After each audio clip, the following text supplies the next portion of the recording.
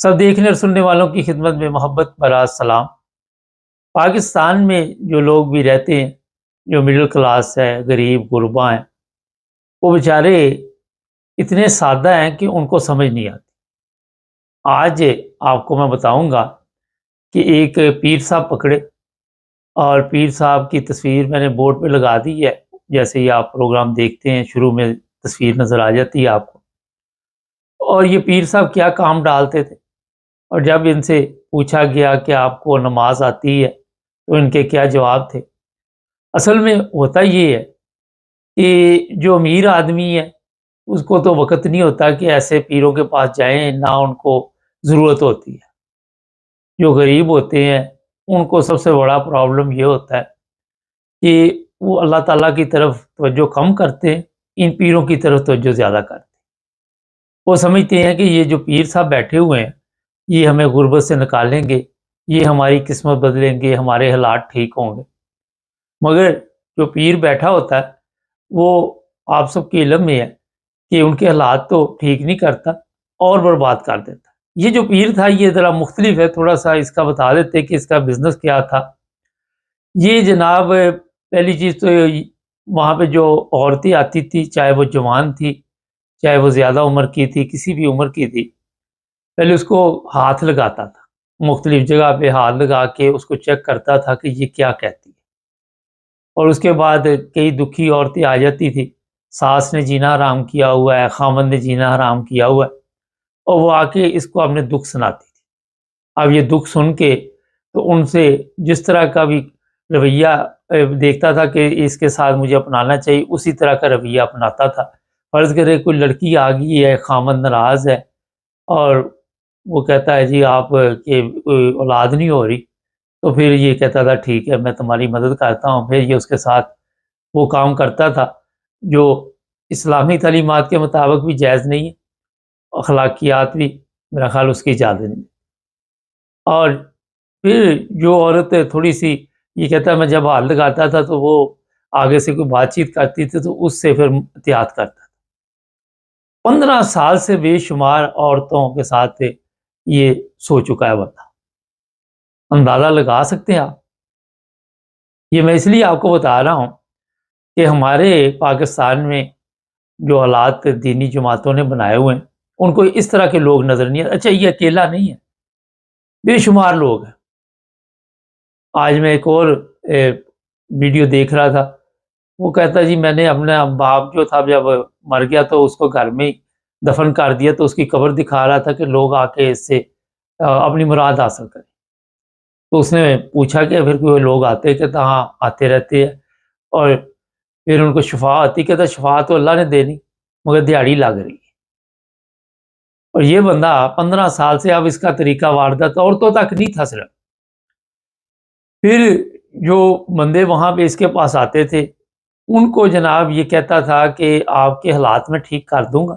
جو مرد آتے تھے، زیادہ عورتیں آتی تھی، آپ مجھے اتنی زمین جو ہے وہ اپنی جو ہے اس میں سے کچھ حصہ میرے نام کروا دیں۔ ایسے پیپر اس سے پکڑے گئے، پتہ نہیں کتنی زمین اس نے لوگوں کی جو تھی اپنے نام کروا لی۔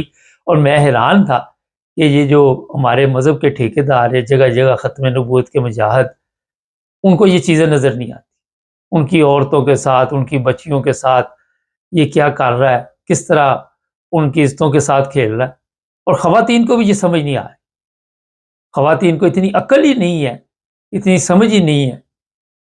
اور پھر گھروں کے حالات ایسے ہیں کہ پریشانی دور کرنے کے لیے اس پیر کے پاس آتی تھی، اور یہ پھر ان کے سے کسی سے زیور لے لیتا تھا، کسی سے زمین لے لیتا تھا، اور کسی سے بھینس لے لیتا تھا، کسی سے ایک بکری لے لیتا تھا، کسی سے مرغی لے لیتا تھا۔ جو اس کے قابو آ جائے یہ چھوڑتا نہیں۔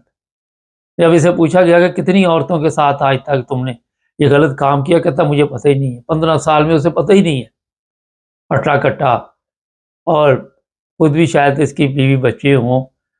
لیکن میں یہ چیز آپ کو بتانا چاہتا ہوں کہ آج پاکستان کا جو بیڑا گرک ہوا ہے، یہ غریبوں کی جو حالت خراب ہے اس کا آپ اندازہ نہیں لگا سکتے۔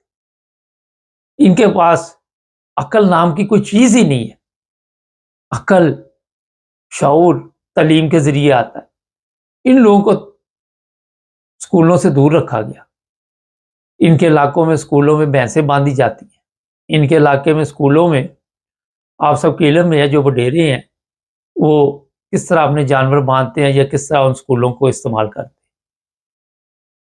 یہ لوگ جو جہالت میں زندگی گزار رہے ہیں، خدا تعالیٰ کی عبادت سے دور، یہ اس طرح پیروں فقیروں کے پاس جا کے اپنی لڑکیاں، اپنی بیویاں، اپنے بہنیں وہ پیش کرتے، حیرانگی کی بات، شرم سے ڈوب مرنے کا مقام ہے۔ اور پھر جب اسے پوچھا گیا کہ آپ علاج کس طرح کرتے ہو، ایک صورت اس کو نہیں آ رہی تھی، صورت اخلاص بھی نہیں آ رہی تھی، صورت فاتحہ بھی نہیں آ رہی تھی، دعائے قنوت تو بڑی دور کی بات ہے، جب اس کو یہ چیزیں نہیں آ رہی تھی تو وہ دعائے قنوت کہاں سے آنی تھی۔ اور پھر یہ کہہ رہا تھا کہ میرے جب اچھا اب ایک اور چیز سن لیں، یہ جو علماء ہمارے ہیں یہ آ کے سارا دن یہاں پہ لوگوں کے لیے مشکلات پیدا کرتے ہیں، لوگوں کے لیے انہوں نے جو حالات پیدا کیے وہ آپ سب کے علم میں ہیں۔ جب اسے پوچھا گیا آپ کی تعلیم کیا ہے تو کہتا میری پرائمری تعلیم، پرائمری تک میں پڑھا ہوں۔ اندازہ لگا سکتے ہیں کہ جو بندہ پرائمری تک 5 جماعتیں پڑھا ہوا ہے تو اس کے پاس جو لوگ آ رہے ہیں وہ میٹرک ایف اے پڑھے ہوئے آ رہے ہیں، وہ ایسے لوگ آ رہے ہیں جو اس سے زیادہ پڑھے لکھے ہیں۔ اور پھر جن خواتین کے ساتھ یہ غلط کام کرتا تھا، کسی کے بیٹا ہو گیا، ظاہر ہے وہ پھر جا کے دوسرے لوگوں کو، دوسری عورتوں کو بتاتی تھی، اور وہ پھر اس کا شکار جو تھا وہ نئے سے نیا اس کے پاس آتا تھا۔ یہ بات کرنے کے لیے تیار نہیں تھا۔ جب اس سے بات چیت کی کوشش کی گئی تو بعد میں کیمرہ بند کر کے اس کے درگٹ بنائی گئی اور پھر اسے پولیس کے حوالے کیا جائے گا، دھمکیاں لگائی گئی، پھر اس نے بات کرنی شروع کی۔ پاکستان میں جس طرح ہمارے جو طاقتور لوگ ہیں وہ چاہتے تھے کہ ہمارے لوگ جو ہمیشہ ان پڑھ گنوار جاہل رہے وہ اس میں کامیاب ہو گئے، انہوں نے اپنی اولادوں کو پڑھا لکھا لیا، اور یہ بیچارے لوگ جو ہے، یہ سادہ لوگ، ان کی عورتیں، ان کی لڑکیاں پیروں فقیروں کے پاس جا کے تو غلط کام کرتی۔ حیرانگی کی بات ہے کہ ایک بندے میں بھی اس علاقے میں شعور نہیں جہاں پہ، یا کسی کو پتہ نہیں چلا 15 سال تک یہ بندہ اسی طرح لڑکیوں کے ساتھ، عورتوں کے ساتھ کھیلتا رہا، اور پھر کسی نے بار اس طرح توجہ دی تو بار بار اسے بھی دھمکیاں لگا رہا تھا۔ پھر ایک اور دھمکی سن لیں، پھر ایک دھمکی لگائی کہ میں ذرا آپ کی بات کرواتا ہوں۔ جب بات کروائی تو وہ آگے سے جو بندہ تھا وہ کہتا ہے میں صحافی ہوں بی بی سی کا۔ جب اسے پوچھا گیا کہ بی بی سی کا ہیڈ آفس کہاں تھا، وہ کہتا جی امریکہ میں۔ وہ اسے بھی آگے دو ہاتھ آگے، اور جب اس نے کہا آپ کی سفارش اب سن لی، ہم فون بند کر رہے ہیں، اور پھر اس کو پتہ چل گیا کہ اب میرے سے جو سوالات کریں گے یہ جواب دینے پڑیں گے، کیمرہ لگا ہوا ہے۔ تو اس کے بعد اس نے صاف صاف بتایا کہ جناب میرا یہ دھندا تھا، یہ میں کام کرتا ہوں، اور اسی طرح میں نے زندگی گزاری ہے، اور اس کے نزدیک یہ زنا، اس کے نزدیک یہ بدکاری، اس کی کوئی اہمیت نہیں تھی۔ اور آپ اندازہ لگا سکتے ہیں کہ جس بندے کو پتہ ہی نہیں کہ کتنی عورتوں کے ساتھ، کتنی لڑکیوں کے ساتھ یہ غلط کام کر چکا ہے، کیا کیا وہ کر چکا ہے، جب وہاں اس کے وہ جو بھی آستانہ تھا وہاں کی تلاشی لی تھوڑی بہت ہی، تو وہاں پہ فرد پڑی ہوئی تھی، کسی ایک زمین کے پیپر پڑے ہوئے تھے، کوئی اپنی زمین 4 مرلے 3 مرلے۔ وجہ یہ تھی کہ جب یہ اس کو کنٹرول کر لیتا تھا، ویڈیو شیڈیو بنا لیتا تھا، پھر ان کو بلیک میل کرتا تھا، پھر وہ اپنی زمینیں ان کے نام کرواتے تھے۔